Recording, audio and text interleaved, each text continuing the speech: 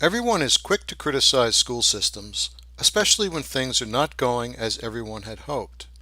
However, the truth of the matter is that generally schools and the highly trained people who work in them are very good at what they do.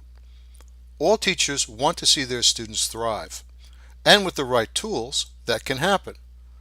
For any reading intervention to be successful, it's critical for teachers to have regular access to struggling readers, and that access should take place, if possible, when the student and teacher are fresh and focused on the problem.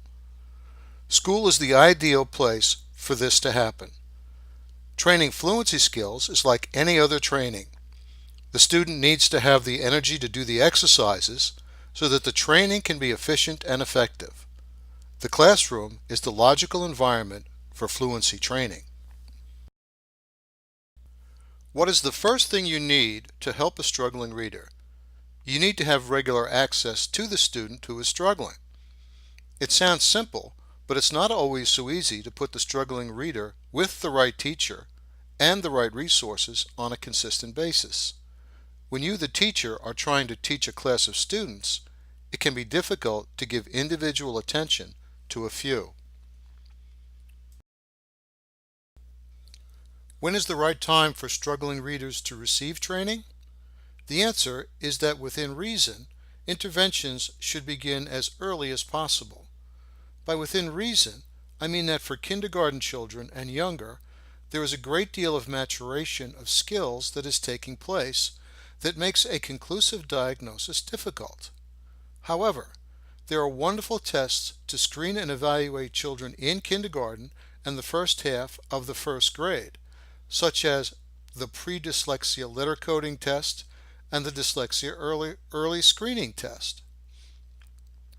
For early first graders, there is the dyslexia screener for first graders.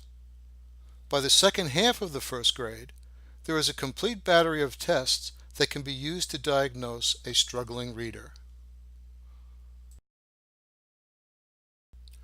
It takes a team to implement a successful reading intervention, from the administration of a school system to the principal in charge of a building, to the special education and classroom teachers, as well as the parents of the struggling student. The more these people are involved, the more successful struggling readers will be in their intervention, and the faster that intervention will take place.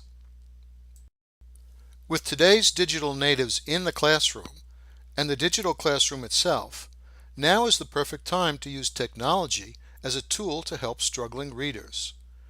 Using digital educational therapy, we can now build very sophisticated skills with very little human interaction. By leveraging this technology, the classroom teacher can help significantly more struggling readers become fluent readers quickly. Contrary to what you may read, not just any video game will improve reading. All games have to be designed for specific tasks and in a matrix that will guide the struggling reader in building the skills they lack. And that is exactly what the MD4 reading program is. Think of it like a pilot learning to fly in a simulator. The practice they receive builds neural pathways in their brains that makes flying a plane second nature. Our goal is to make reading second nature for your struggling students, and we can do that very effectively and efficiently with very little expenditure of school systems, time, and resources. In the long run, you will spend less on a struggling reader when they become fluent than by trying to accommodate them for their educational career. I'd like to thank you for taking the time to listen to this short presentation, and I hope you found it interesting. A great deal of elaboration and explanation will be required to gain a complete understanding of the MD4 reading program, and everyone at EduGameStar stands ready to provide you with additional insight and information. I hope you will contact us for assistance.